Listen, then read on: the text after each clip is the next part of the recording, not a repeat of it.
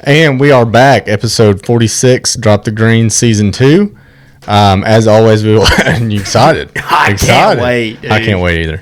As always, we will dedicate this episode to somebody. We're getting to some weird numbers, so we're going to educate everybody. We're going to educate each other. We're going to educate the fans. We're all going to learn something today. Number 46. So this week's overview, we're going to talk about single lug.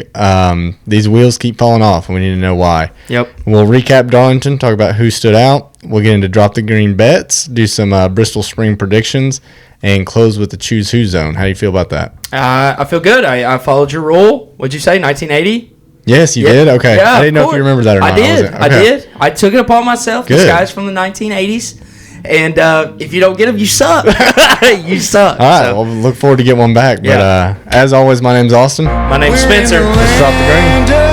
Shining cold, back down that valley where the roosters crow, and a man defends his own. I got no problems if I stand alone in the land of shining cold, back down that valley where the roosters crow, and a man defends his own. I got no problems if I stand alone.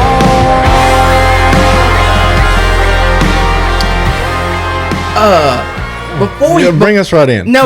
Before we get started here, I believe in the group chat they were talking about some JD hate. I thought they were talking about JD Zimmerman. Yeah. Okay. Yeah. I just want everyone to know that we are hating on him. Yeah. Okay, we are not hating JD on Huggins. Not JD Huggins. We love that man. We do. Not like JD. Yeah, I looked him up on JD, the cool JD. Yes, the cool JD. Not our JD. Not our JD, yes. And so Shining Coal is only like his third biggest song, right? He's got one that had a crap ton of listens. He did, yeah. I know, I believe you. I just don't know. Yeah. I don't stay up to date on the music. I looked at him, but I was curious. But I'm not gonna lie, I just went straight to that song. No, he's got a lot of other downloaded songs. that song straight to my playlist because it's that good. No, so it is that good. You guys should do that. And also, don't be like me. Check out his other music. Check out his other music because it's also good. He's been making music for a while. And we appreciate him letting us use that. Hopefully he's listening right now. Hopefully so. And hopefully he knows that he is not the JD. No, that we hate. He will never be the JD we hate. Right. Yeah. Okay. Episode 46. Let's go ahead and dedicate this to somebody. Looking at the list here of who we've got written down, I think you're going to teach me something. I am going to teach you something. I think I'm going to teach you something today. And I didn't get my notebook before the show started. All right. Cool. Just wait. Backpack. We could have started the show at any time, by the way. I had the notes. I just had the wrong book up here. All right. As always, my name's Austin. We'll leave that in for all right, 46. 46. Who you got? Teach me something. Speedy Learn me something. Thompson. You ever heard of him? It's not real. It's Alfred. Alfred Bruce Speedy Thompson. Okay. His real name's not Speedy. No. It's Alfred. Okay. Alfred Bruce. Born in Monroe, North Carolina in 1926. Awesome. Yeah. Made his debut in the Cup Series in 1950. Okay. Raced in... you have a picture of his car? Oh, yeah, dude. I'm so sorry. No, I forget that we sometimes. got discombobulated. Yeah. I'm convinced it's going to be a cartoon because this is not real. That's a real car. Wow. It is. All right.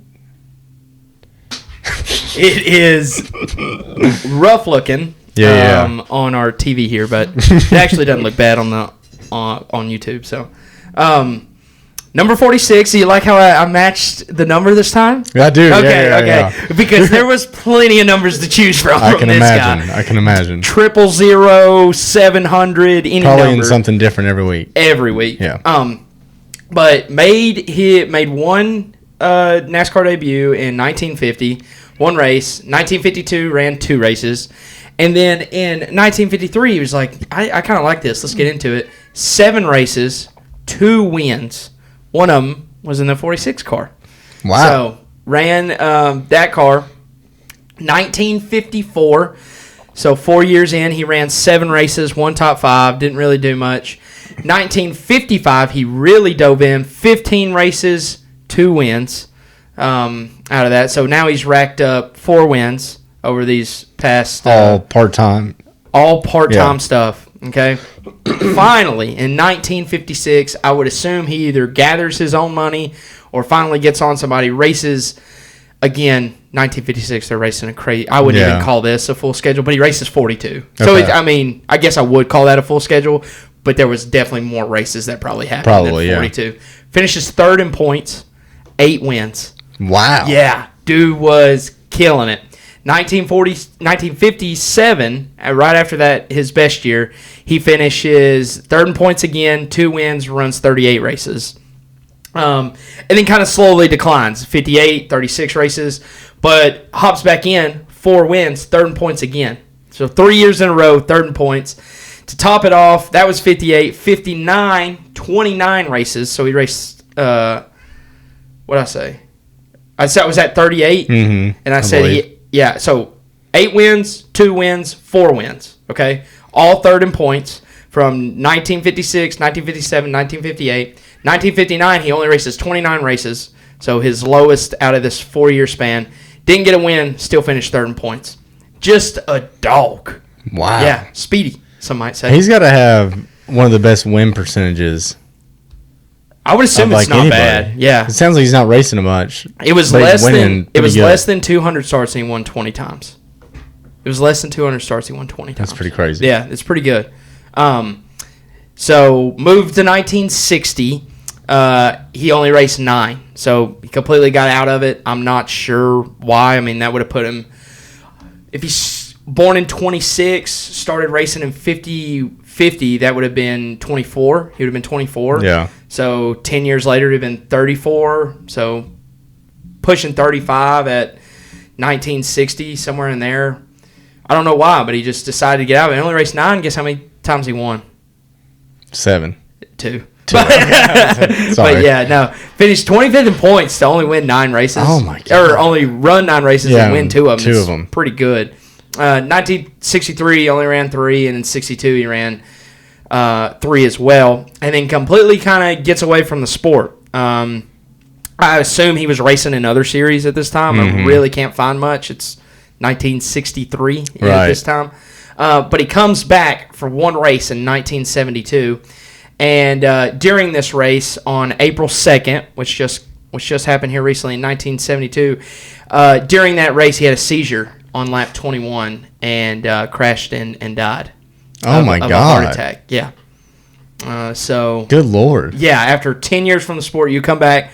I would assume, and that'd be like Jimmy stepping away for so long, coming back. And it maybe not that pedigree, but he was good. Yeah. I mean, he was still well known at that time to come back, had a seizure in the car, crashed the car, and died. So. This reminds me of a story, and I don't remember the name of the driver, but there was a driver that just completely got out of racing. Yeah. Because he had like a vision that he was going to die in the car, and then he came back. And then he died in the car. And that happened. I don't know if that's like a tall tale. Maybe we're talking about the same guy. That's a wild story. Maybe I imagine this, but there's a story out there that is similar to that, and I'm wondering, is it him? Oh, it could be good. I mean, what's even crazier is on April 2nd, his birthday was on April 3rd. He would have been 46 years old the next day. 46? Mm-hmm. This is spooky. This is. Wow. Is 75 greatest? No. Not in the 75 Snubbed greatest. a little bit. I would think so. I mean, that's pretty good stats. I mean, he's racing with Fireball Roberts. He's racing with Richard Petty. I mean, he's racing with some solid dudes in there during those years, and he's not waxing them, but he's competitive. Yeah. Competitive. So that's crazy. I need to look up that story that I'm mentioning because that might be the same. But he finished with 20 wins, 105 top 5s. Or top 10s. So half the time he was finishing in the top 10. God, that's some stats. Yeah. Wow. But Alfred Bruce Speedy Thompson. Speedy Thompson. Yep. I love that. That was a good one. That's a good one. All right. Teach you. Now teach me, buddy. I'll teach you. Yeah. All right. So I'm going to go a little bit after. When was this got mid-50s? Yeah. So we're going to go early 90s here. And I don't know if you've heard of this. You probably heard the name, but you might not know a ton about him. I'll wait for you to pull the picture up because it is a very cool car. And the people on Spotify and Apple are like, just get on with it. Just get on with it. All right, I'll just get on with it a little bit. You're good. I got it now. Okay, so I'm doing sick car, isn't it? Yeah, it really is. So this is the wrong one. Yeah. That's okay. Boop, boop, boop. You got it. The left. Perfect. All right. One day we'll figure this out. All right. 46. So this is Cole Trickle, born July 3rd, 1962 in Syracuse, New York. Why are we not throwing back to that car? I don't know. They have before. They have? Before. Okay, yeah. okay. So July 3rd, 1962, Syracuse, New York. So came up through USAC, like sprint cars, midgets type stuff. Not a ton out there about, how he did there, or obviously was successful. So back in like the 70s, 80s, if you're running sprint cars, midgets, things like that, the natural progression was to go IndyCar racing. Mm-hmm.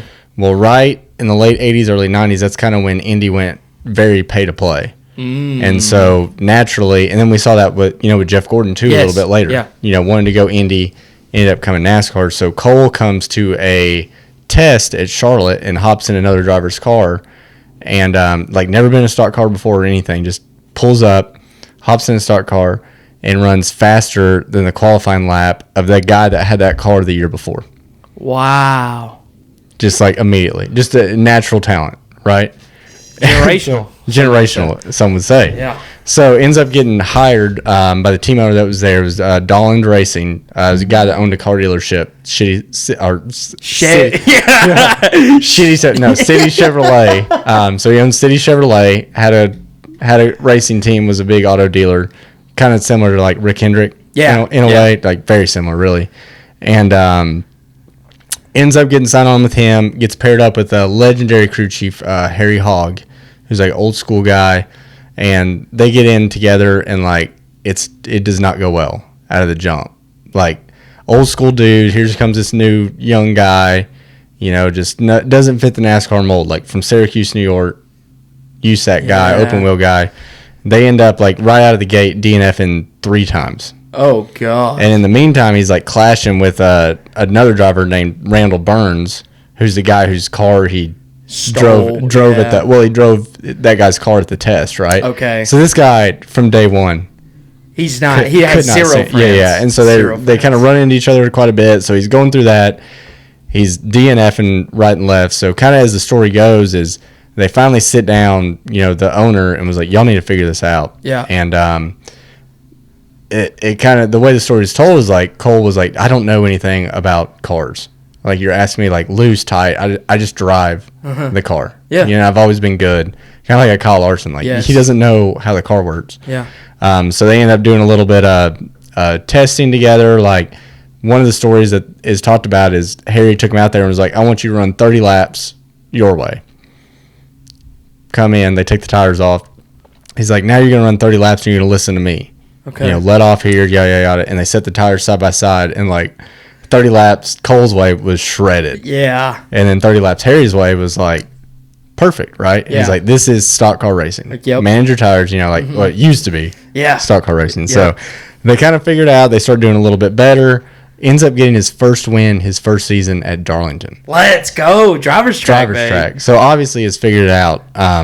Still kind of getting into it with Randall a little bit here and there. They ends up getting in a huge wreck in Daytona with Randall, and is in the hospital for a couple weeks. No. So gets out of the car. They put in another guy named Russ Wheeler. So Russ Wheeler's driving Cole's 46 City Chevrolet car. When Cole comes back, they end up putting Russ in a second Darlington Racing car, which causes like all kinds of controversy. Yeah. That goes very bad to where one race, it was at North Wilkesboro, is what my notes say here. Russ kind of like puts Cole on the wall at the very end to win the race. Infamous moment in NASCAR history. Cole comes in after the race is done. He lost the race. He got wrecked. Pulls in his pit and says, put 4 tires on it. They're like, the race is over. He's like, put 4 tires on it. They put 4 tires on it. He goes out there, wrecks his teammate. Oh my God. Fired immediately. Yeah. Fired immediately. So ends up nowhere to go. Him and his crew chief both get fired. In the meantime, we're talking about Randall. Burns that he got in the wreck with, previously in the year, he still is not cleared to race into the next year and has his car and a sponsor and is unable to get in it for the Daytona 500, ends up asking Cole to get in that car because Cole's fired. He has nothing else to do. Randall can't get in the car. Yeah. And he needs the car to run for the sponsorship back in that time. Yeah. And so Cole is able to get in it, brings Harry with him, wins the Daytona 500. Let's go. So, dude, what a story. I know. Did you like that? That was a good, that was roller coaster. You ever heard that before? Never heard that. It's the plot of Days of Thunder.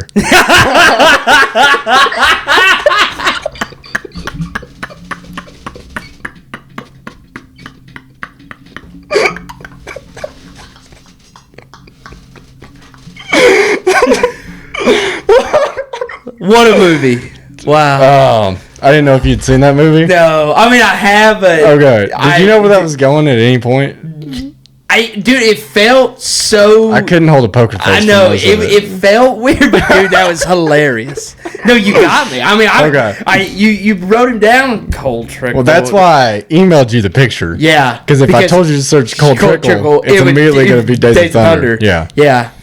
Oh, no, that's awesome. Thank you. Yeah, no, that was glorious. Oh my god, I'm gonna have to rewatch it, dude. It's been so long since I've seen that movie. I know. I mean, I was hoping. I couldn't remember if you hadn't seen it or it had been like a while. No, I have seen it. You've probably seen it a billion times. A lot of times. Yeah, a lot of times. Oh my gosh. Great movie. Yeah. Icon. So, that's so funny. The story. But they have thrown back to that car. No way. So they really have. The City Chevrolet was Rick Hendrick's car dealership. Okay. Yeah, that's why I put through in that very similar to more Rick. Similar than you think to Rick Hendrick. Oh my god. So Rick Hendrick provided most of the cars for this movie. Yeah. Huge backstory on the movie and everything. We'll get into that one day. We'll do a whole overview on it. But wow. Yeah, William Byron threw back to this. Heck yeah. Green and yellow, really, really good looking car. The other iconic one. So Randall Burns is Rowdy Burns. Yeah. His name is Randall, but they call him Rowdy.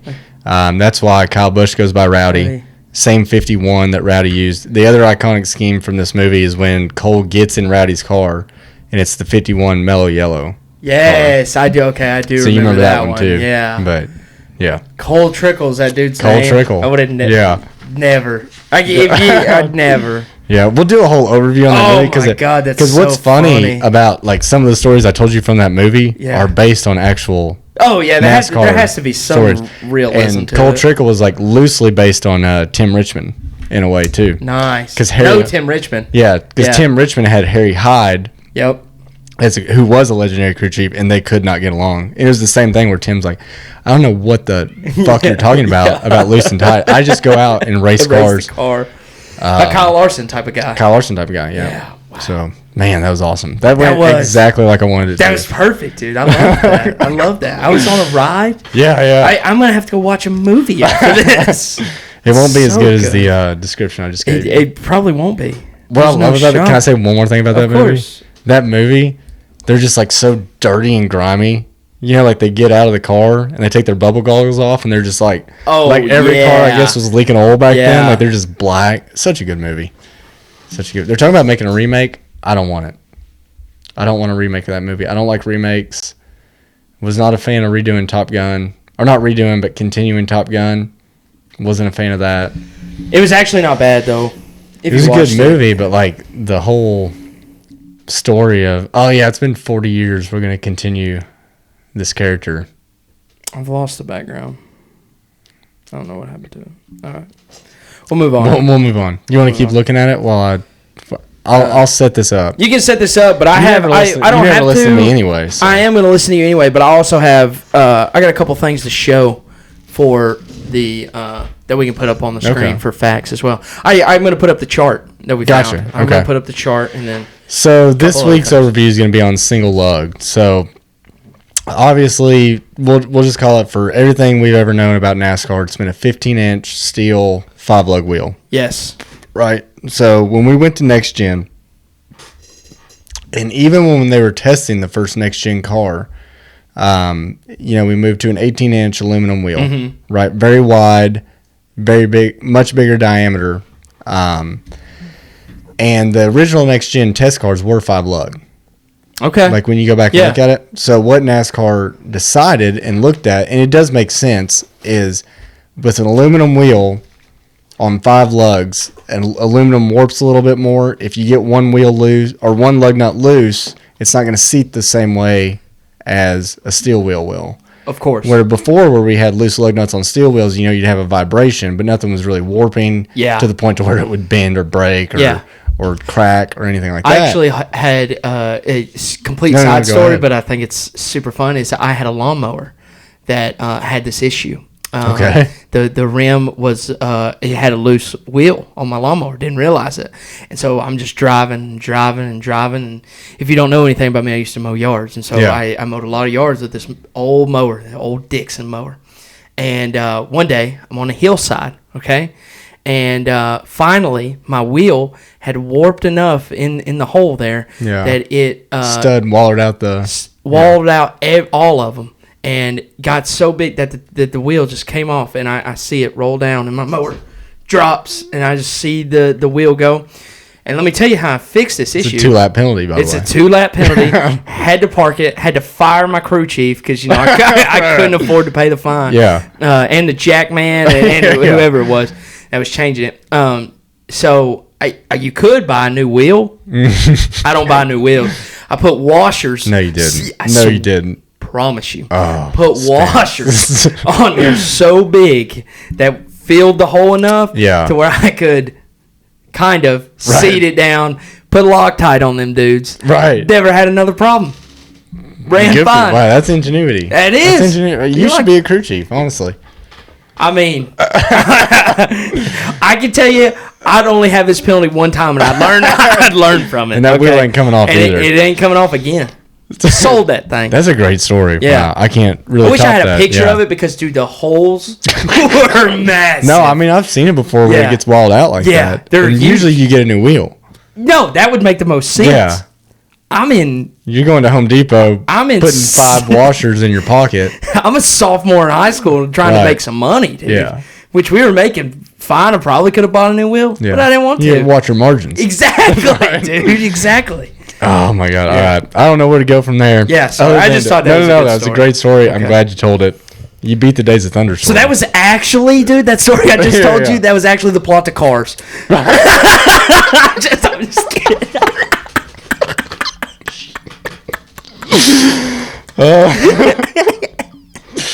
Shit! All right, never mind. This is gonna be a great episode. Yeah, that's all I can say. Good job. Yeah. Anyway, long story short, so NASCAR decides if we're doing these fast pit stops, number one, you're not going to be able to, seat the wheel properly. Yeah. Because it's going to warp because it's aluminum. If you get one loose, it's going to be a bigger safety hazard than steel wheels. Mm-hmm. And the wheels are just bigger, yada, yada. Every other form of racing that has big wheels is single lug. Single lug. So for safety reasons, ironic. Yeah. For safety reasons, to keep these wheels from potentially falling off and going into the grandstands or hitting a car, we went to a single lug. Yeah. On paper, all of that makes sense. Yes, on paper. That's the key to all this. So catch us up to where we're at now. Okay. So I've put on the screen here, and I know you've looked at this before, but for the viewers, this is every incident from, what was his name? Seth Eggert. Seth Eggert. Seth Eggert on Twitter. This is who I've found this from, and with Sanders' help a little bit. But this is every incident since 1989. So if you can't see it, the very bottom one here on your screen is 1989. Okay, and it really upticks from 1989. There's one, and these are all loose wheel incidents. Now, where I'll go through this chart and then I'll bring up something else. 1989, there's one. 1990, there's one. 2000, there's one. 2001, there's one. Then there's not one till 2004. Then there's not one till 2007. There's one. 2008. Then there's not one till 2012. So you get what I'm saying here. Yeah, sporadic. Then, very sporadic. And then in 2022. Yeah. Okay. What happened that year? Next gen car. Oh, Single lugs. Single lugs, okay? Gotcha. So very sporadic. The most we had ever had in a year was 2 in 2017, according to this chart. Okay? We go from having 2 at most in 1 year to 2022 we have 1, 2, 3, 4, 5, 6, 7, 8, 9, 10, 11, 12, 13, 14. We have 14 in 2022. That's a lot of incidents of a loose wheel. Yeah.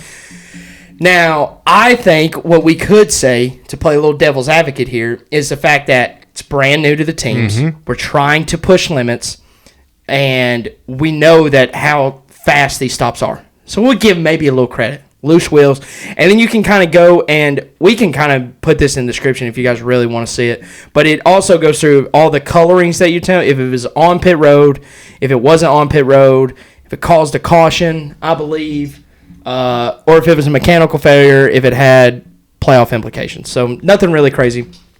But the other thing I wanted to bring up, so clearly we've had a problem with it in recent history, according to this chart. I was like, let's go to a good source for this. Who's been covering the sport forever that can help me on this? Mr. Bob Pockers. That's right, the man.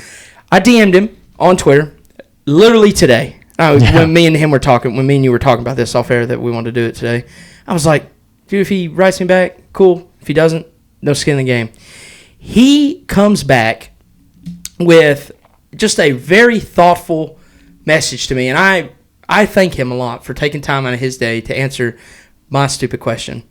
And so they often used, I'll just read, before next gen, they used 5 smaller lug nuts, like they do currently in Xfinity and truck. 1 or 2 of them can be loose, and you wouldn't know because the wheel stays on. Already covered this.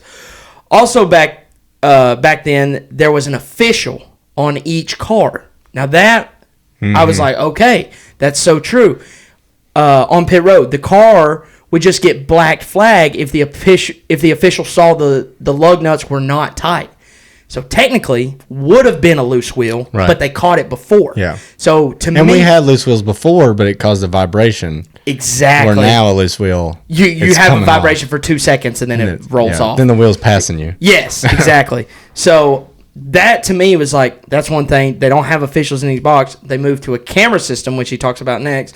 When they went to the camera system, that is when they started checking post race on the 5 lug nuts, because that was the only time they could really see it. So, and then he goes into the database thing. When you have to be 1 for 1 to get something tight, of course, it's going to be loose more often than when you have to be 2 for 5 or 3 for 5, as we do with 5 lug nuts. Was kind of his wrap up on the point, which to me is so true. But we can't keep having this problem if it's safety related, right? Right. You would think if it's safety related, we have to hit this pretty quickly. Okay. I got a couple more. What does this one say?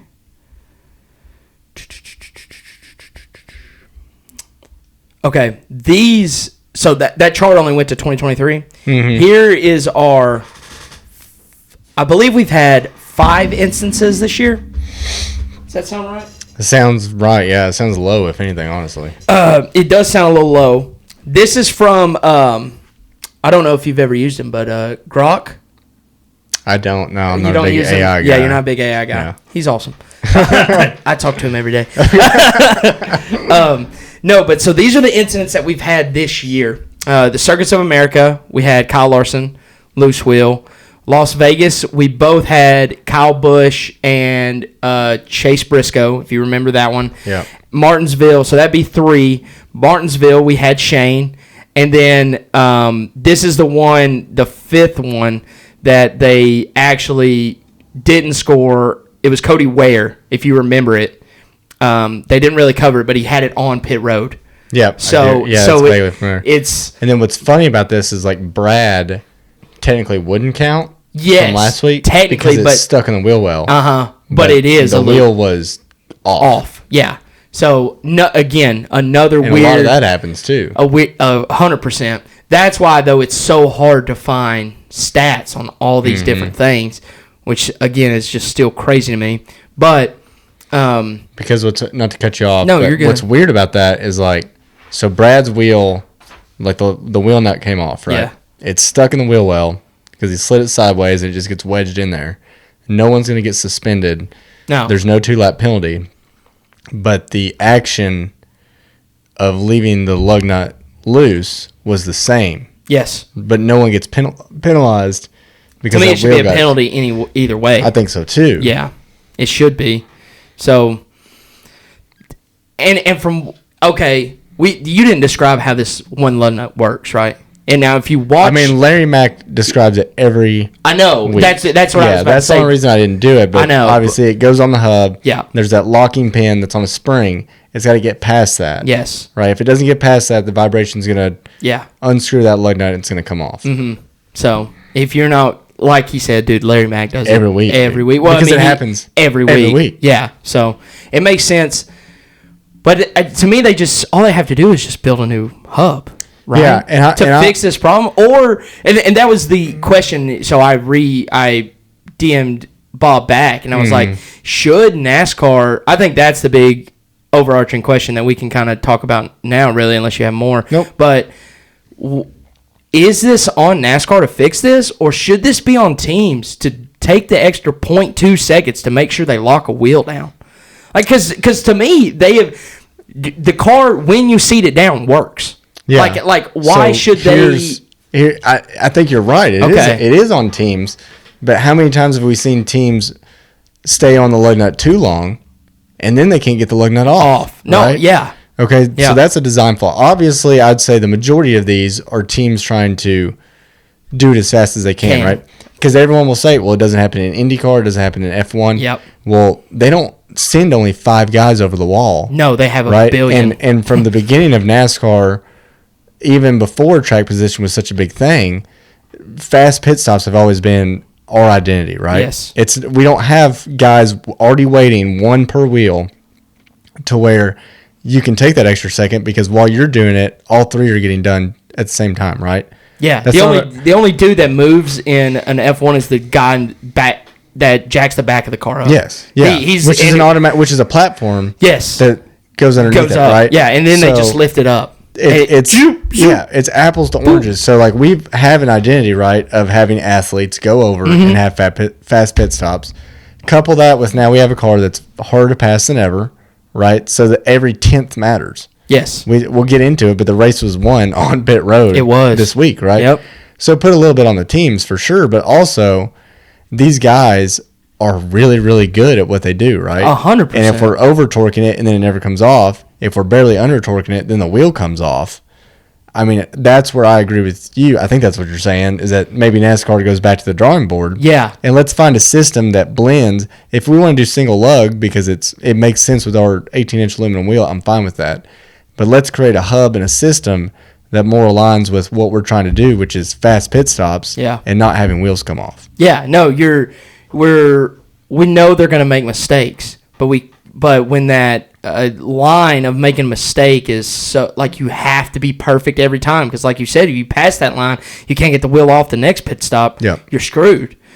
Also, you're screwed if you don't tighten it on enough. So making that gap bigger of to where you can mess up, exactly what the 5-lug used to do. Yep. You could tighten 4 of them summer guns and you'd be okay. Like, you know, you would. You could make it work.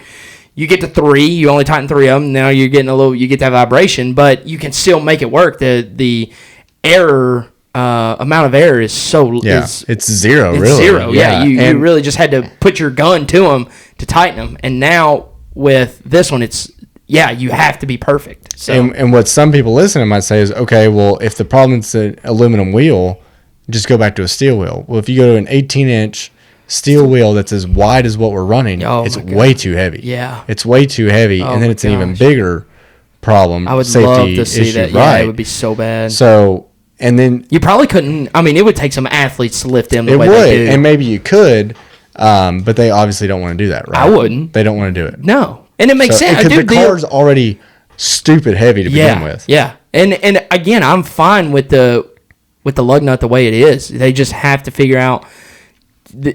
Again, I think it's a little bit of both that you can. But NASCAR just needs to come out and make a stand. Hey, you guys just need to be better. You know. I think that's the stand that NASCAR takes, and I can see that stand like 100% right. Like if everybody was willing to do a 10, 11 pit stop, sure they would never come off. I think we'd have more that the wheels get over torqued and they don't come off. Yes, because we still see that. But that's what NASCAR's putting this completely on the teams, which they're not crazy doing that. But I just think if we want to build our sport up as having these athletes, and every week we interview the pit crews because we want to incorporate them as part of the story, which they are. We're setting them up to fail with this hub. Yeah. And I think that's the problem, personally. It is. I would agree. So. Anything else on that?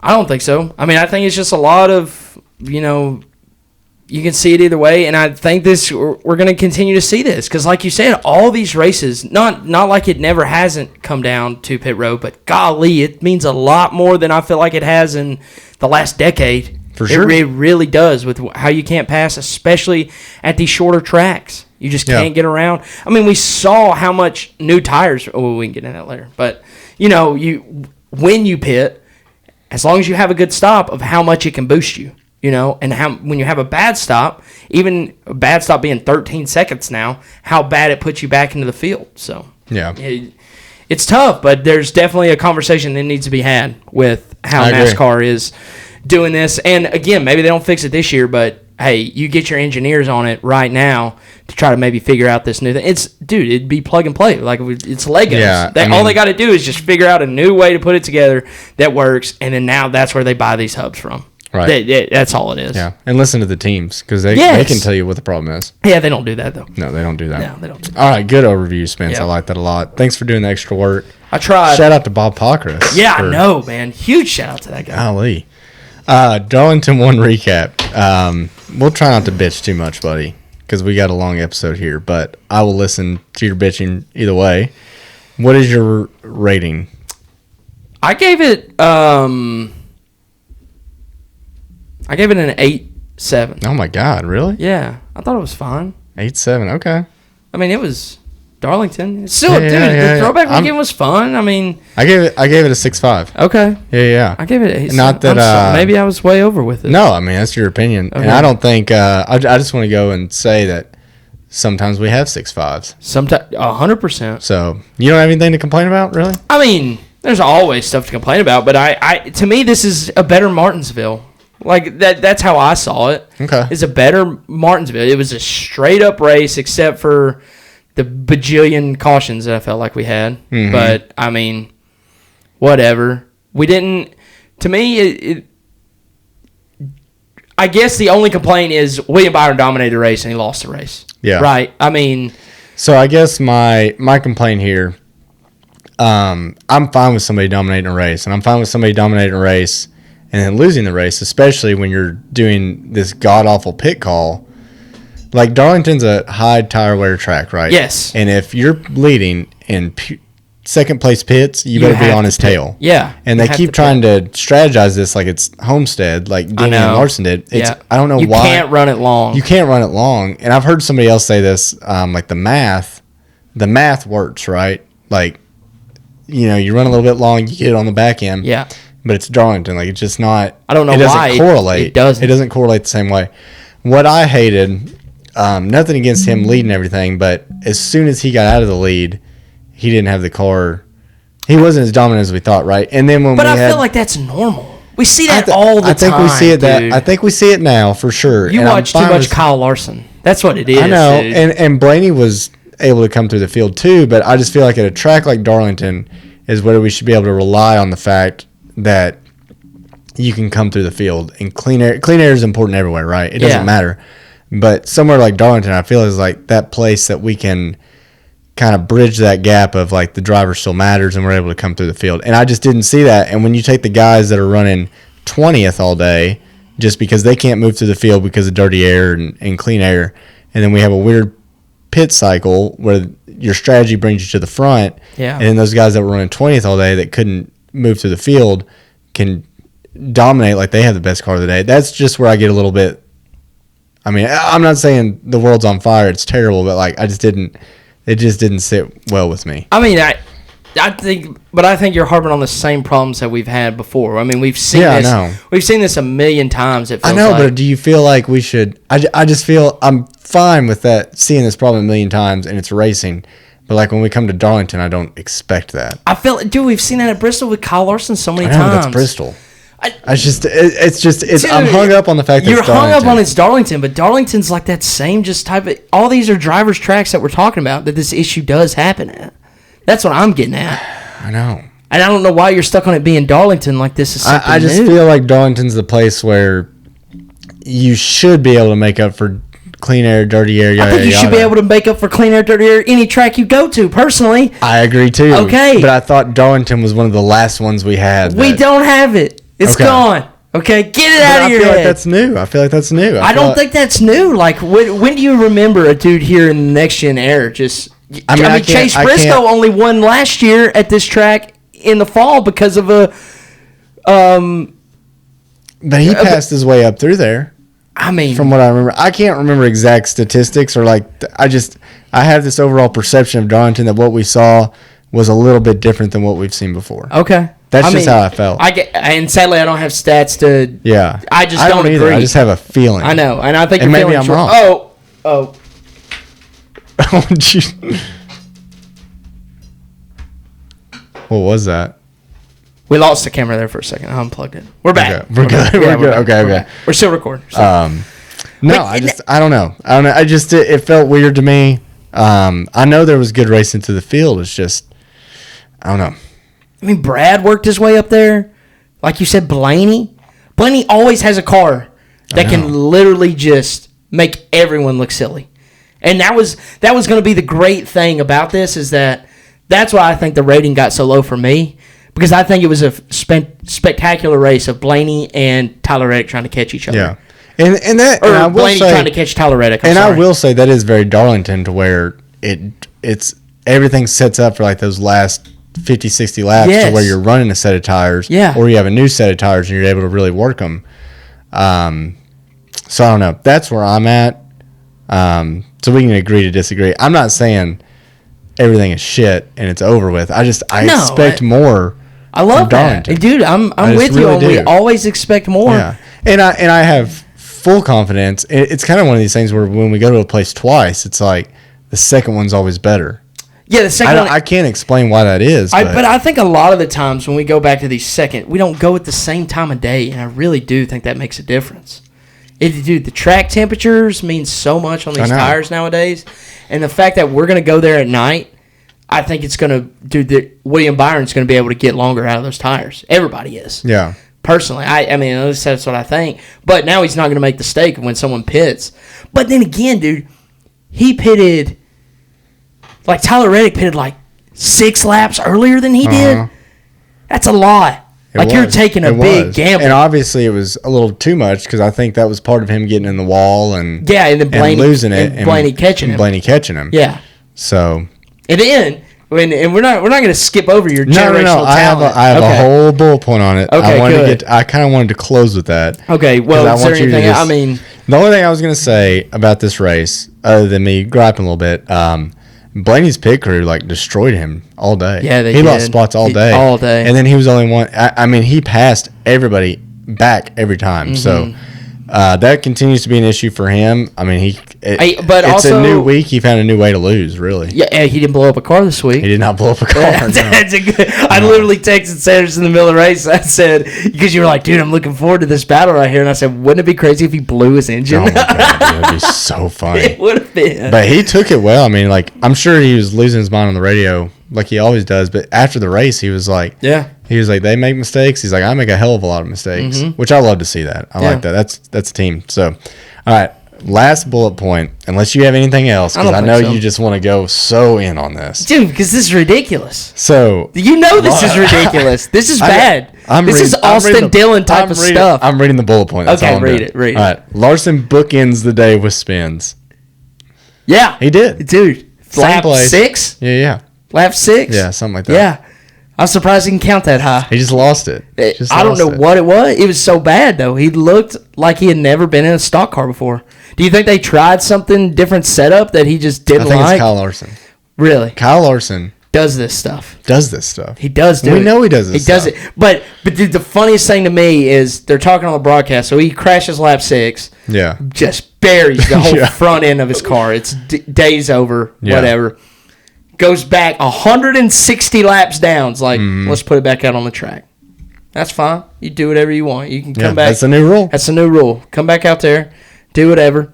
I mean, didn't he finish in front of Josh Berry, who didn't finish the race? I think he ended up making one spot up, but then if you think about it mathematically, it gets to a point to where like you're 160 laps down, there's no one in front of you any less laps down than laps left.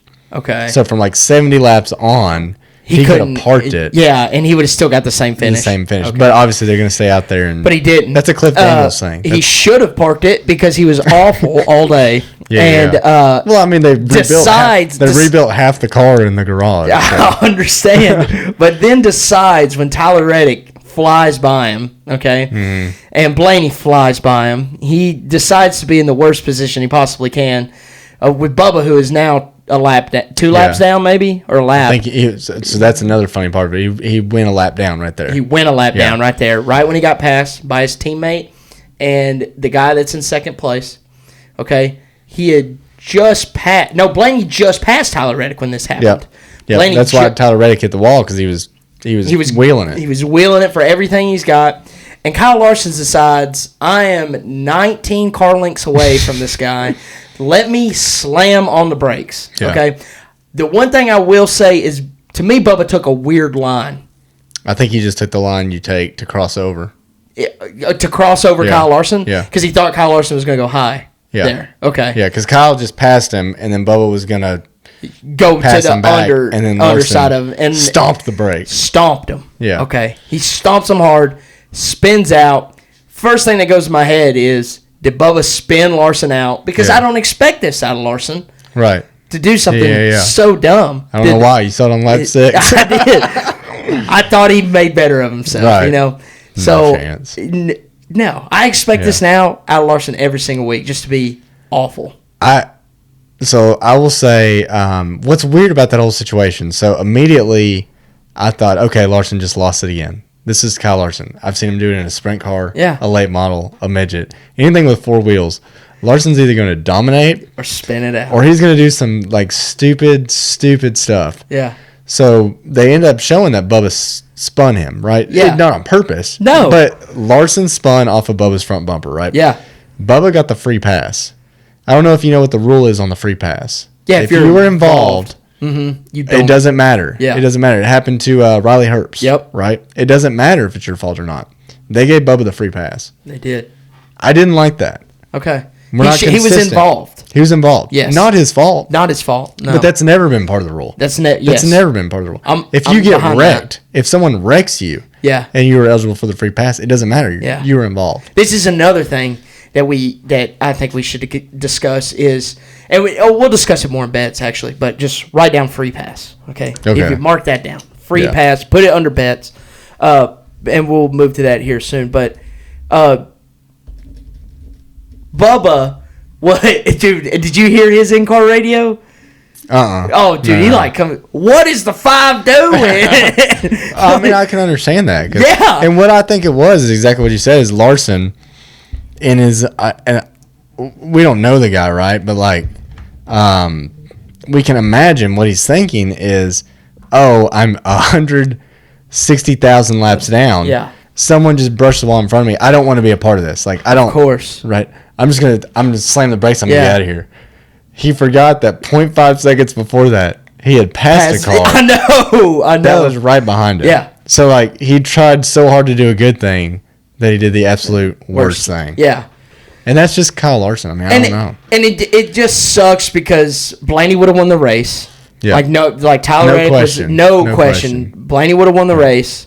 But it gave another shot to William Byron. It gave another shot to Reddick. And, of course, it gave another shot to Denny. And not that Denny didn't have a good car, but, dude, it was not a William Byron, and it wasn't a Tyler Reddick, and it wasn't a Blaney. And to me, those 3 guys should have won one of those 3 guys should have won the race. Maybe not. I really think you can only make the argument truly between Blaney and William Byron. Like even Tyler Reddick, he made a really good pit stop and they finally found something. But he wasn't like running top 3 all day. Right. Like I'm pretty sure when he made that pit cycle, he was like in 6th. And somehow jumped that many cars. Right. And I mean, we saw it too. We didn't even touch on Christopher Bell. Kind of did the same thing. Was kind of just mid all day. That was my complaint. I know, but do you not remember that? I remember everybody being mid, but I expect everyone to be. I'm okay with a mid race. I think that's all we get nowadays. No, I'm just saying. If you have that fast of a car, you should be able to pass a few people. You should, but somehow you just can't. But you can't. You can't. Which is my complaint. Okay. That's it. Right. But good for Danny. But you love Martinsville, where we just pass all the time. I just think Martinsville. I mean, like if William Byron would have led every lap of that race, and then we wouldn't have known any better, right? We wouldn't have known that if you put the 20th place car up front, they would have done the same thing. They would have done this. I mean, Martinsville might have been the same way. Yeah, I believe it would. But we don't know. So we're left in the dark there. So we have to assume that it was. So we have to have a caution. I don't want a caution. I know, but that's what you're telling me. But good for Danny. We didn't talk about Danny at all. No, good for Danny. Good for Danny. 2 in a row. Probably going to get 3 in a row. Yeah. We got a lot to discuss in bets because I'm going to need your help this week. All right, let's breeze through standouts. Yeah. It's some of these are not getting as good as we thought they were going to be. SVG Suarez. Suarez got him again. Yeah, 2 to 6. Just barely. I mean, I got 2 to 5. I thought it was 2 to 5 last week. We're 8 races in, aren't we, bud? We're 7 races in. Are we? Are you sure? I'm pretty sure. Okay. All these amount to 7. Yeah, they do. Okay, I'm sorry. You're right. Am I wrong? I mean, I trust you. You're the one doing the math. You want to go by winners? Yeah, we can go by winners. It was William Byron. Then 3 to Seabell. 3 to Seabell. Josh Berry. And then 2 to Denny. Okay. Yeah, you're right. 7. Okay. It feels like it was 2 to 5 last week. That's all I'm saying. I'm okay. I believe it. I can be wrong. Or maybe I'm wrong. I don't know. Yeah, 2 to 5. We're just gonna roll with it. Yeah, we're rolling. So Suarez got another one, not like handily. I mean, this is kind of like a battle of the back markers, really. I still think we're gonna see SVG pull it together. He hasn't had any help on pit road. No. I mean, he can't do anything about loose wheel. He can't. And so washed. He's washed at Darlington. Dude, we're gonna take when we go. We'll do a thing on him when we finally get to the end of the year. Even if he loses, we need to compare the tracks that he went to twice. I guarantee he finishes better. Yeah, at least 5 spots is what I'm hoping. Yeah, somewhere in there. I mean, that probably won't mean anything, but he gets 4 to 5 plus spots. Dude, you're improving. You're being better than what you are. I think that's huge. I think that's why he's there. Yeah, exactly. Cindric Berry. So Cindric got one back because Berry wrecked. Hocevar Gibbs had a top 10. Finally. I think that new car chief we talked about last week might do something. Mm-hmm. And then Bubba Briscoe, Bubba got one even as bad as he finished. Yep. Briscoe finished worse. So Bubba took the lead for the first time, I believe. Yeah, first time all year. So that's interesting to look at. What do you think about all that? I know we breezed through that, but I felt like this would be one of those where we could really see something out of these standouts, but I just don't think the race allowed us. I think it's early. We're only set. Yes, about this race, there's not much that we can still tell. I still think it's early in the year, and I think these can get tighter. I mean, Cindric Berry is kind of already tight, and Berry has literally handed him like 2 of his 3. Well, that's how I feel about Gibbs and Hocevar too, because I think now that we're assuming Gibbs has found speed now, right? Yes.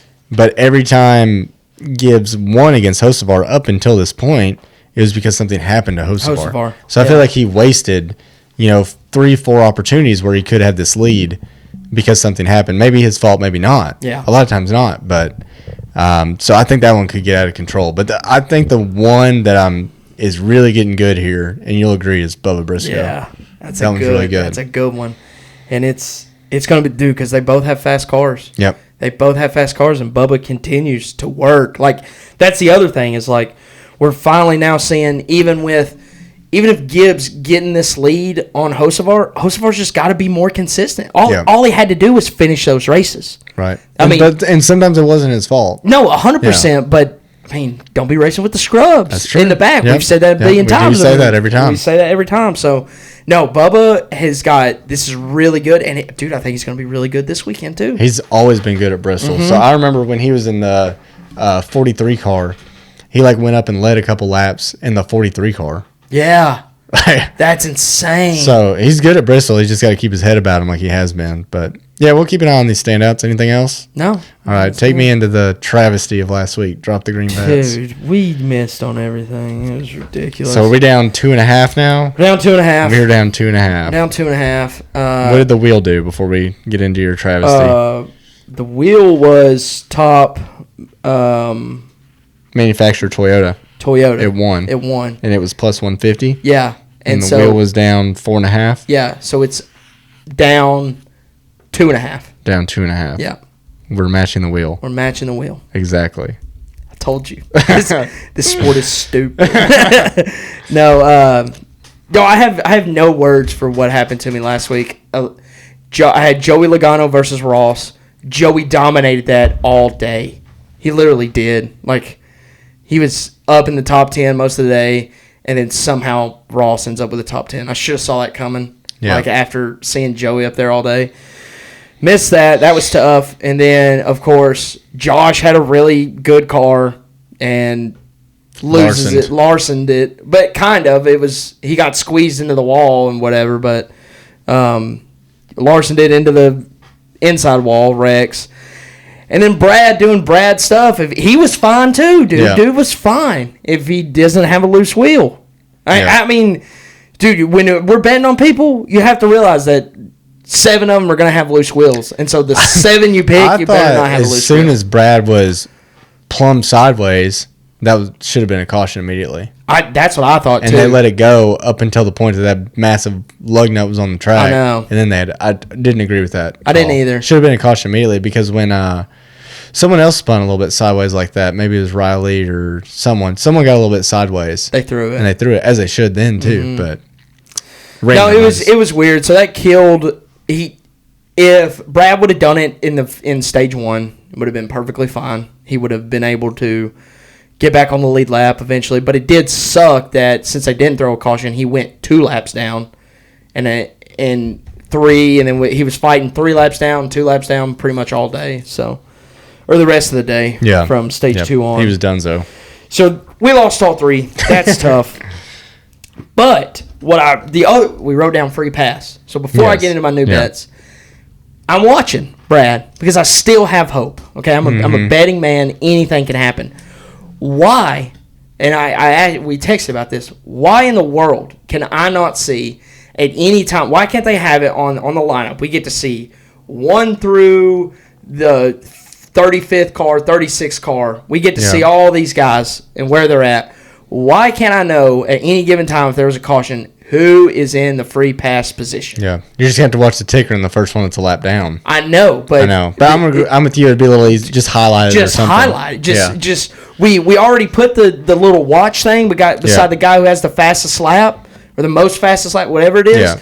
Dude, put a little thing beside him that's a free pass slot or something. FP. That's all you got to write. Yeah. Fat Perez. Right across. No, free pass right across. No, I agree. Whereas it's annoying. Yeah. Because I'm watching the ticker. I'm pulling out the NASCAR app to see where everyone's at. It's so annoying because when your driver goes 1 lap down, his day is not done in the stages in the course that we have now. Right. Like, dude, you go down 2 laps in stage 1, you still have a good chance. If you have a fast car, which Brad did, you can still get that back because you can be the lead lap on. You can be in a free pass spot when we get to the end of stage 1, possibly. Yeah. And then if you're the only car 2 laps down. Yeah, if you're the only car. If there's no one a lap down, you're 2 laps down. You're gonna get one of those laps back. Yeah, but you could also take the wave around. You can take the wave around, but you can't pit. You can't pit, yeah. But I would say that, granted, this track didn't, but you could do that early in a race and maybe make it work. For sure. Probably not at Darlington. Yeah. But, you could make that work. So, but no, I think that we need to get on this train of being able to see who is in the free pass slot at any time of the race. Yeah. So they don't have to talk about it. Like, they're going to talk about it anyway, but now we can just look and see. So. Yeah. Okay. That's a good point. Okay, this week on bets. Because we gotta come up with something, and dude, I'm not where I want to be. Like we built up a lot of confidence, and normally I have something for you, like immediately. You know, I don't have anything for you. Oh my God! Okay, Dude, we're doing this live. We're doing this live because I am that appalled. Like, I've looked over it for literally 45 minutes and I didn't like anything I wrote down. So I need either some validation from you or I need you to tell me this is stupid. And I can tell you what I've kind of rolling around in my head. I think you got two options here before you tell me. Is you can either swing for the fences and try to get back, I know. or you can trickle. I'm going to trickle our way back. I want to trickle a little bit. Okay. So the first trickle I have, I'm going top tens. Okay, we did this before, but I think this is a better one. Okay, because I think all these cars are going to actually compete. Okay, 3 top tens, 3 guys to finish in the top 10. Denny, Larson, Bell. Right? I mean, dude, if they don't finish top 10, I don't know what. Parlay them together on DraftKings here. Minus 112. On a parlay? Yeah, parlay. Because Denny's minus 500, Kyle Larson's minus 450, and Seabell's minus 340. I mean, do you hate that? I don't hate it, no. I don't hate it. I'm not crazy about parlays in general. I know, but you have Denny's going to probably win, okay? Mm-hmm. Still don't want to bet that, honestly. I don't blame you. I don't. We need to win something. So, to me, the only one that worries me is Kyle Larson. Yeah, I know. Dude, he should worry you every time. But I will say, if I was to sub out Kyle Larson, it'd be for Chase Elliott. And I know that sounds crazy. Dude's a dog here. He is. He's amazing. He won that All-Star race in 2020. Yeah. Should have won here. Well, no, Kevin should have won that race. Yeah. But Kevin should have won that race, but Kyle Larson won it. But he has the second highest average finish here in the last 4 races. I like that. What's his top 10 bet? Minus 310. I know. But if we parlay that with Denny. Parlay it with these 3? No. We're taking out Larson. Oh, I see what you're saying. Taking out Larson. We're only picking 3. Gotcha. Go ahead. We can honestly do 2. Yeah. If we do Denny and Chase Elliott, they have the highest average finish at this track. Minus 172. I don't hate that. Denny, Chase, and Bell, minus 172? No, that would just be Denny and Chase. If you throw in Christopher Bell, we get plus 105. I know. For those 3 guys. Denny, let me make sure I'm understanding. Yeah. Denny, Elliott, Bell, top 10. Yeah. Parlay, plus 105. Yeah. I think that's good. I think it's good too, but good. I mean, it's gambling. I picked 4 last time. Yeah. And we had some issues out of those guys. Chase Elliott needs a good finish, right? Yeah. He's really good at this track. Yeah. He's shown nothing this year. He's shown consistency. I mean, I think he can get a quiet top 10. He has no problem. He's had 0. Honestly, that's what we're betting on. 0 pit road issues. Yeah. And I think we'll get into this later on, but I mean, I'm expecting to see something like Darlington here. Okay. Honestly. Quiet. Boring. Yep. Okay. Then I'm good with those 3 guys in. Okay. So 1 unit on One unit on them. All right. I'm locking that in right now. Log in. Get my face. Boom. Okay. So that's first one.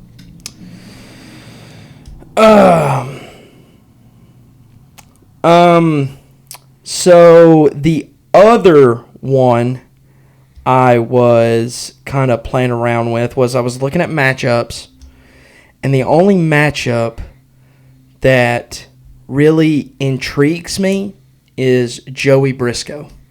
Okay.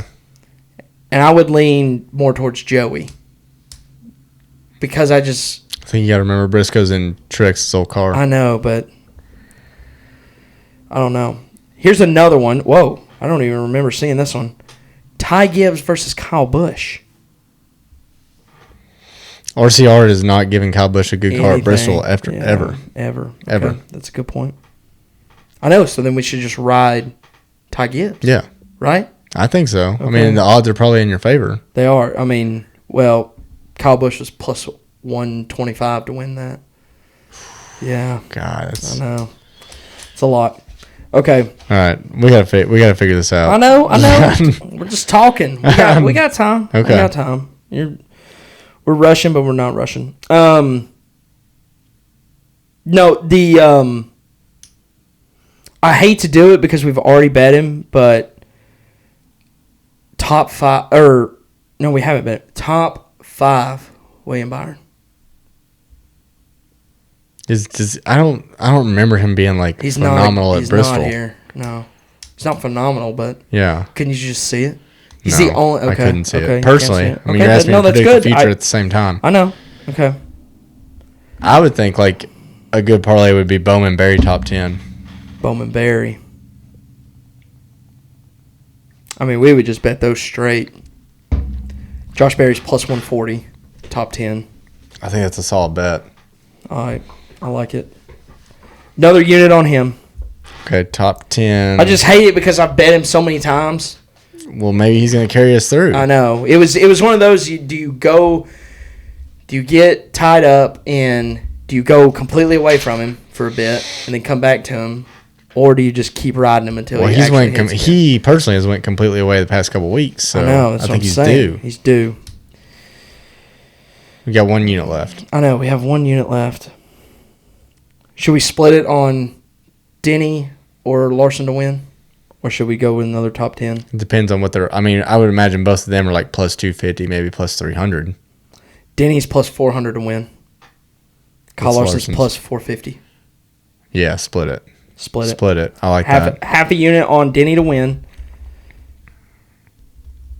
And he's plus 400? Yeah. Half unit Larson. Yeah. Plus 450? Mm-hmm. Because they saw him hit the wall. Yeah. Yeah. All right. I'm okay with that. Do you that's off the cuff. I like it. I just felt like I was deflated. I know, but I like taking plus odds either way. Even if we're down, I don't want to trickle it back on minus odds. I know. Does that make sense? No, it makes sense. You comfortable with it? You don't seem comfortable with it. I'm comfortable with it. I'm sorry. I'm just locking them in. Oh, you're locking them in? Yeah, Okay. 1-6. Well, I'll go back over them as you lock them in, and then go ahead and pull up the wheel because we've got to beat the wheel. We do. The wheel made a comeback. The wheel made a huge comeback. So we got a parlay, and you're doing your parlays on DraftKings? Yeah, all these are DraftKings. All these are DraftKings. So we got Denny, Chase Elliott, Christopher Bell, top 10 parlay, plus 105, 1 unit. We're sticking with our boy, Josh Berry, top 10, plus 140, 1 unit. I think that's a steal, honestly. You don't look happy about it at all. Dude, I'm just so nervous. Sick to your stomach about it. I'm sick right now. After coming off such a good week, man, I know. To not hit one sucked. It really did. It sucked so bad. It happens to the wheel every other week. Don't worry. Then we got a half unit on Denny, plus 400 to win. We got a half unit on Larson, plus 450 to win. So if we hit our Larson, I mean, we can lose everything. Larson wins, we're back to even. Yeah. If I'm reading that. Or, no, we'd be down 0.25. Yeah, we'd be down 0.25. So we really just need two of these 4 bets to hit. Yes. And we're fine. We're fine. That's all we're asking for. I know. Thank you. You see, that's what I needed. I needed some motivation. Top 10. I mean, Barry finishes 9th. Larson wins. We're right back in the game. We're there. We're there. And it's like Darlington never happened. That I would love to see that. I love that you gave Darlington an 8-7, and it was your worst betting week of the year. Mm-hmm. Because it was a good race. I mean, you're holding true. I'm trying. You're holding true. I'm trying. It was a very good race. I tried to not let my bets. I wouldn't bets say very good. I wouldn't even come close to that, but it was a race that happened. And sometimes that's what happened. A race happens. Exactly. Sometimes it's nice to sit on the couch for 3 hours and say, I can't do anything because I have to watch this race. I was very surprised by you not saying anything about, oh my gosh, I wasted my, like in the middle of the race, I wasted my Sunday by watching William Byron win. That's normally your go-to. I was like, maybe he'll lead every lap and we'll see some like some Speedy Thompson 1953 stuff. Maybe so. A little bit of a throwback. All right, we've got the wheel up, so we will spin it to see our bet type. I think this week I would like a top 10 bet, personally. Yeah, that'd be a good one for you. I personally think it's going to land on Top Manufacturer again. That's the best odds. That is. He got me back. He did. Because then it's only got 3. Right. Yeah. Yeah. You're kidding me. Top 4 Top again. 4 again. Oh, this is third time? Top 4 third again. time. I think so. Yeah. Yep. This is the third time I don't like this wheel program because it keeps going to top 4. So who are we thinking here? I mean, a Penske car.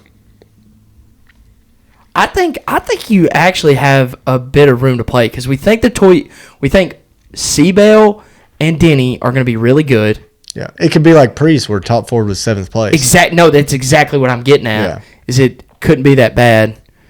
We got to watch an ad real quick. I know. This segment is brought to you by Google Gemini. Do you see You can get it at the App Store. Do you see the X button? No, it's a play button still. I think you got to wait on it. You're right over it. Yeah, it's an X now. It's an X? Yep. Go up a little bit. Up a little bit. Got it.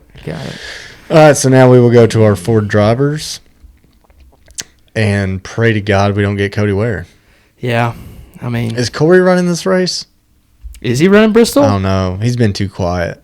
Yeah, we would saw that. He would tell us every day if he was. Yeah. Okay. All right. Oh, Chris Buescher. That's who I want. I want Chris Buescher. Yeah. He's or any Penske guy. Yeah. Chris Buescher would be really good. Cole What are we Custer. doing? Blaney's Blaney's not bad. Blaney's not bad. You got him. Nice. You got him. Right. That's solid. All right, give me his odds. His odds. He's going to lead every lap, and then what's going to happen to him this week? Blow another Something's engine. going to happen. Turn 1 will have a sinkhole and cave in, and then Ryan Blaney will be the only one that runs into it. Top 4 plus 120. He's the favorite. By a Plus long 120? shot. Yeah. I'll take that. Yeah, I mean, he could finish. Dig me out of this hole. Yeah, plus 120. Ryan Blaney, top Ford. All right. The wheel. I'm The wheel happy with that. speaks. It's been worse. It has, dude. It's been worse. It's been way worse. All right. I'm going to roll into predictions if that's good with you. Yeah, dude. Let's do it. Sorry to rush. I got a pork butt sitting. I know. Let's go. It's in its resting. The viewers are going to love it, dude. We're going to get 4 billion views on this video because it's under an hour and a half. It's in its resting period right now. So I'm letting it rest, and I'm going to go home, put some gloves on, rip it up by hand because that's how I smoke my pork butts. I like it. You can pull them by hand. Okay. And that's what I'm going to have at Bristol this weekend because Bristol predictions, I will be there. You are tentative? I'm tentative. I'm hoping to make it on Sunday. Okay. And then we'll see about the rest. We'll see. Weather looks good as far as no rain. Looks like temperatures will be the same, pretty close to last spring. I would not expect the tires they're not just gonna, because it's not often you can catch Cup teams off guard. Yeah. And that's what happened last spring. Yeah. So it's not going to happen again. We might get good tire wear. I think that's what we can hope for, like regular. I think it's going to be what I think. I think they're going to go complete opinion as we do love on the show. I think they'll go super conservative with the car. And they'll just crank and crank and crank down on it. And whoever makes the biggest swing first at it is going to be good. Because I think they fixed the tires now. I mean, it's the same tire. Same tire from that's what they say. Yeah. Who knows? But, I mean, they're going to fix their camber. I know that's what I'm saying. To run them longer. To run them longer. Yeah. But they're going to dial it back way more than we thought. And then whoever is a little aggressive on it, I think turns out better in the long run. Yeah. Like, you know what I mean? I like that. I mean, if we can get it to where we can have tire wear, tires matter, they're not just like exploding after 30 laps, which, I mean, last spring race was awesome. Mm-hmm. But at the end of the day, you want longer tire runs than 30 laps. Mm-hmm. And then you want the tires to fall off, not explode. Yes. But it was an awesome race last year. I'm not going to say it wasn't. No. But so that's my hope. Are you prepared for it to be very similar to Darlington? Yeah, I'm prepared. Like I exactly think that we could get that exact same race. I honestly hope we get another boring one for my bets. I hope those guys are solid, and we see Denny lead 95% of them. Yeah. And if he doesn't, that's how Kyle Larson did it in the fall. Yes. I mean, he led 90% of that race. It felt like so. We've seen it before. Yeah, I was there when he did it in the fall, and it was so boring. That's awesome, though. And sometimes there's just a generational talent that shows up, and sometimes, and if he doesn't break on lap 6, and sometimes he sleeps through his alarm clock when he goes to Darlington. Awful. Sometimes. Yeah. But, it's Kyle Larson. Yes. Last one, then we'll go to our Choose Who zone. Are we really buzzing through it? We're at 115, so. We're perfect. Yeah. We're perfect. It's going to take me 15 minutes to guess your driver, so. It shouldn't. It should take you 4 seconds. You expect anyone crazy to show up or anyone new? I think you'll agree with this. I'm just going to say one. I think we see another strong week out of Bubba. Yeah. No, I think to me, that's not really new. Yeah. Because he's been so good. He has, but I just wonder how sustainable it is. Yeah. I think the first person that we see new for a while, and even then, I think Chris Buescher. Okay. I think Chris Buescher shows up. He's been good here. He's almost won here. He has one here. Yeah, he has one here. He has one here. Either him or my other pick is Ty. I think Ty could really... I know it's a driver's track, but I do think he's a good driver. And he's definitely a good driver. Yeah, and if he just takes care of his stuff... And I'm not saying win, but I definitely think he should crack the top 10 this week and be that 8th to 7th place car. And if he lucks up and gets 5th to 4th, he's had a daggum good week. Yeah, so, I agree. I think he showed he has some speed at Darlington. Hopefully he can keep carrying that on. But yeah, I'm super excited to go. Looks like the truck race is going to get rained out, but no rain on Sunday as of now. No, what about Saturday? Saturday, no rain. No rain. Yeah, so I think we'll have a doubleheader Truck Xfinity. Let's go. And then let's go. This is going to be like 60 Kyle Larson's degrees. running every single one of them. He is, yeah. Going for this. Do you think he sweeps after this Darlington week? No, but dude, he's racing. If they get that truck race in, that's the one I think he loses. And the only reason I say this is because crazy things happen in the truck race. Okay. But now, crazy things, as we've seen in the Xfinity Series, crazy things happen. But I think just the way that truck race is sometimes is it's... I'll give you my prediction. I think he laps up to like 15th place in the truck race. Yeah. Okay. I think long green flag runs, he laps up to like 15th place. I just don't know if they're going to get those. Wins it by a mile. Okay. I think Xfinity race, he probably finishes like third. There's good cars. Yeah. He's in a good car. He's in a good car. Yeah, it's a decent car. Yeah. And then I think... You give Kyle Larson a decent car against the rest of the field. Yeah, I know. I'm starting to worry more about Xfinity being a shit show than trucks. I know. I know when I said that. It is going to be rough. And then Cup's Cup, man. I mean, it's hard. It's hard. His best chance at sweeping was Homestead. It was. By far.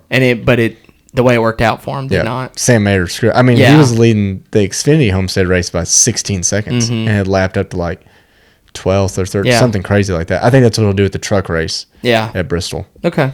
No, I do think if he wins the first two though, he loses the Cup race.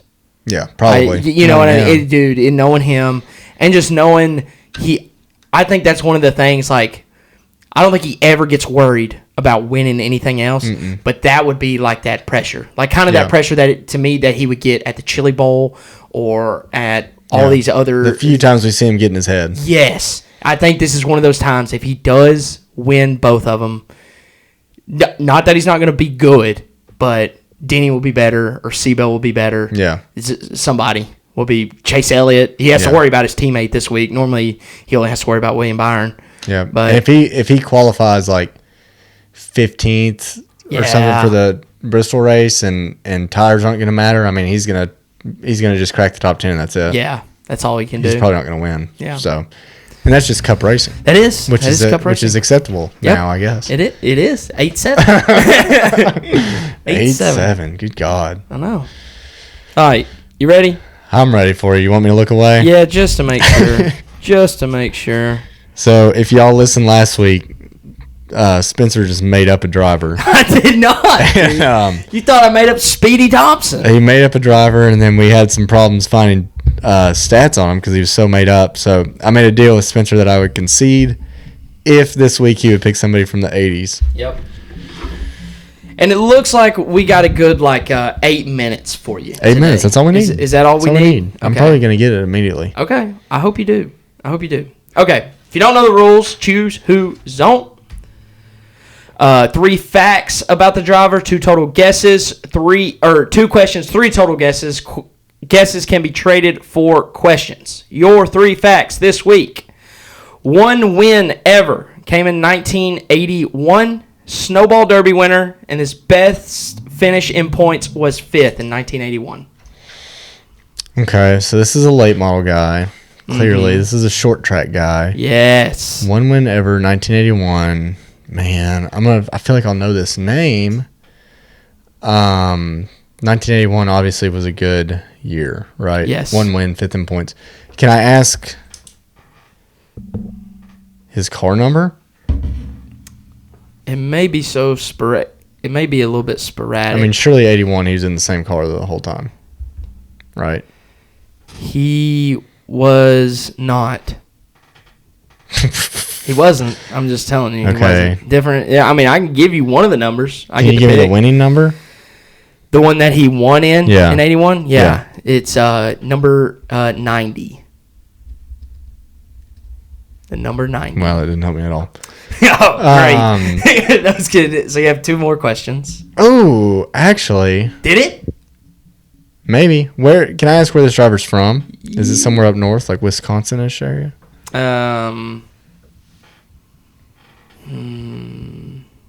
See, where he's from is different. No. I mean, yeah, I can tell you, but it's not up where north. He's from. That's your second question. Yeah. And he's from Georgia. From Georgia. Uh-huh. Chatsworth, Georgia. Chatsworth. So this is like truly a late model short track guy Yep. from Chatsworth, Georgia. But had some talent. Has some talent. Like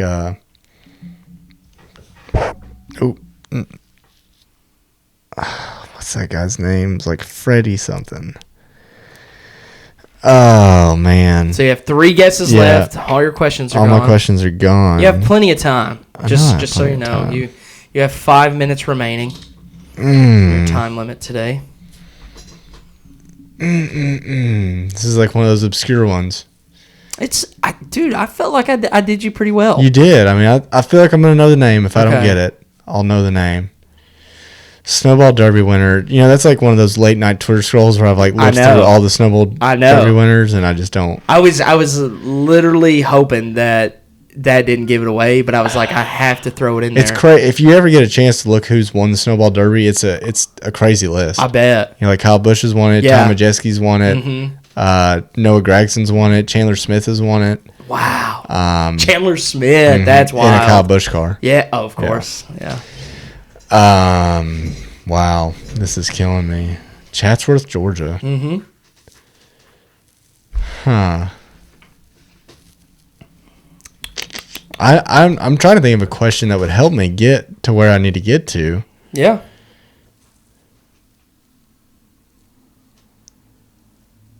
Ah, 1981. So it had to have been like a short track guy that came in, ran just a little bit. I'd be willing to bet 1981 was his only full-time season almost. Am I supposed to tell you? I don't know. I mean, you can. I'm just. It wasn't. But it wasn't. Yeah, it wasn't.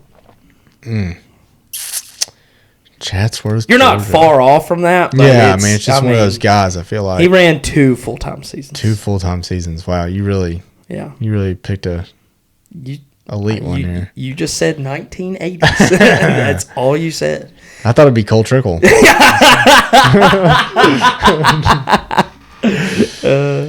Oh man, Chatsworth, Georgia. I wish I could think of a question that would help me here. Is it I'm trying to remember this guy's name. It's like Freddie something. Like Freddie Query is sticking out to me. But I don't even know if that's a real name. That could be a name from somewhere else. It could be. Is it Freddie Query? It is not. No. I couldn't tell you who that is. I couldn't either. I mean, Okay. I don't know why that name's Yeah. popping in my. I feel like that's a short track guy. Mm-hmm. It could be. I don't know. I've never heard that name. It could be someone completely random. Let us know in the comments. Yeah, for real. If That's why I that don't is like- your possible name. Yeah, I don't know where that came from. Yeah. But It ain't right. there's like a short track guy. His name's Freddie. He's like very high level short track guy. 2 guesses left. Who would have won in the Snowball Derby? You want me to give you the year of the Snowball Derby? Think that'll help you? Mm-mm. Okay. Good, because I wasn't. There's another guy that was a dirt late model guy that went like asphalt late model, and he did a little bit of NASCAR too. But I'm pretty sure he's from Tennessee. I don't know if he was born in Georgia. And I don't know how much asphalt he would have done before NASCAR. Is it Jeff Purvis? It is not Jeff Purvis. That's probably not a great guess. Anyone that's a true fan of him probably thinks I'm an idiot. Yeah, that was probably dumb. I'm so glad I got you on this one. And I went with your requirements. And this feels maybe so I won't good. know the name. I mean, that's a possibility. That is a possibility. I will be honest if I don't know. Yeah. But the Chatsworth, Georgia makes me think I'll know it. Who's a good late model driver back in that day? God, there were so That many. would have been, as we all remember. Yeah. Oh, man. It was tough trying to find my favorite back in the day when I was watching those guys. Yeah. I remember watching the 1972 Snowball Derby on Flow Racing. Yeah. I was streaming it to my... Worried about... Never mind. Never mind. The oil crisis? Yeah. Oh, man, dude. I wish I had names to guess that weren't just absolutely awful. I feel like I've destroyed this completely. We got about a minute left before we have to call Chatsworth, it. Georgia. I mean, that's like where Buckshot was from, but he was terrible. He definitely never even won a Snowball Derby. I can't believe you got Buckshot and you don't know this guy who won a race. Who won a race, And yeah. was- But it was a weird race, obviously. And was just an absolute unit. Absolutely. Is it Gary Ballou? No. Oh, my God, dude. I hate this game. No. It wasn't. Your driver. People are screaming it into their cars now. I'm sure they are. What is this slow transition? I do not know that name. No way. You don't know that name? No. Jody Ridley? Jody Ridley. That number 90 car. 3-time Slim Jim All-Pro Series champion, 91, 92, 93. 3-time All-Pro Super Series champion, 87, 88, 90. So you're all over it with the short track guy. Yeah. He's a legend. 1985 Snowball Derby winner. And 1983 Myrtle Beach 400 winner. That would have been Dover. That's the race that he won in the Cup Series. Okay. So 1983 Dover winner. What a wild track to get a cup win on. Yeah. As a short track guy. But he did. I mean, it's kind of a short track, but it's like intense. It is. And then 1980 NASCAR Rookie of the Year. Wow. I'm depressed. Jody Ridley. Mark it down. That name's Winner. familiar, but I mean, I'd be lying if I told you I knew who that was. So that's on me. That's what I like to hear. Because you Man. suck. So, Myrtle Beach 400. So, when I was traveling for work like 5 years ago, I stayed at a hotel across from that track, and it was closed down. And that's like where Dale Jr. came up. Really? He was racing at the Myrtle Beach racetrack. Wow. It's right in the middle of Myrtle Beach, really close to the ocean, and now it's like a apartment complex. Oh, my God. Yeah, they just tore it down and just built over it. I mean, within the past 5 years. Dang. But, all right, Jody Ridley, I'm sorry to you if you're still around that I did not know you. He's he's in the Georgia Racing Hall of Fame. Yeah. Wow. Inductee of 2007. Chatsworth, Georgia. Yeah. All right. Oh. 1983. I want to clarify this. Did you give me wrong stats? No. Wrong stats. Because it's null and void. No. I'm telling you. The facts are completely true.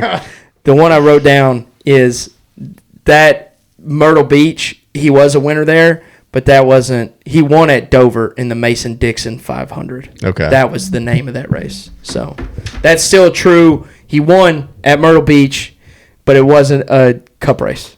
Yeah. It wasn't a they cup ever did race. cup races there. I don't think so. Yeah. So that's my fault. I could be wrong. Maybe like I meant to write the back cup in the day. race down. I wrote that one down instead. But it's the Mason-Dixon 500 at Dover that he won. So I was right on that. Mason-Dixon 500 That's what they called it. At Dover? That's what they said. That's way away from the Mason-Dixon line, isn't it? I can tell you that that's what they said. No, I believe you. Okay. I'm just Mason-Dixon 500 at Dover. All right. I mean, that line is wild. Goes all over the place. Not that far north. I can tell you that right now. I don't know who Jody Ridley is, but I have a pretty good idea of where the Mason-Dixon line is. Wow, that's a good one. All right, so we are now 5-3. 5-3. You're sneaking up on me now. Yep. And I think you're not going to stop until we're even. Nope. No, I may give you one when we get even again. Just make you feel good false about confidence. yourself. Yeah. That was a good one. Anything else? We're right at 1:30. No, I think That's good, I man. think we're good to go. Excited for I'm Bristol? excited.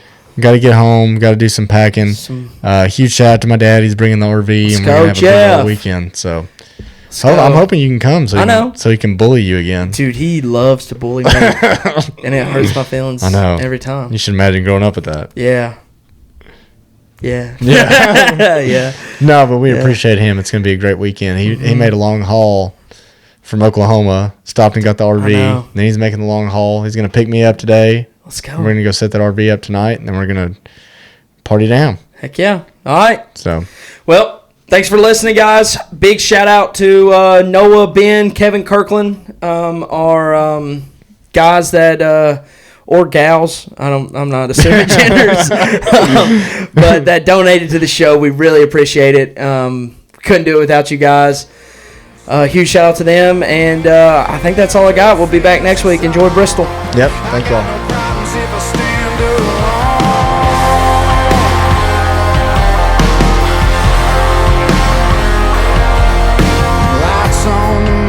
Smokes on the river, ain't scared to die. My fingers on the trigger, yeah, you crossed the line, and that's all she wrote. Yeah, you gotta reap the sins that you sow.